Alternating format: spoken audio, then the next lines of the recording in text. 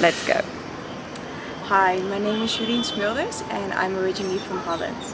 So I'm going to tell you something about my experience here in Rishikesh, specifically at the yoga teacher training Vinyasa Yogashala school.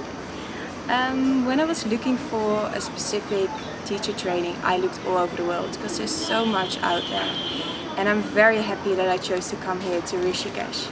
Rishikesh is a really nice place. It's near the mountains, it has a beautiful river, and it is really the place if you want to be like submerged into yoga culture.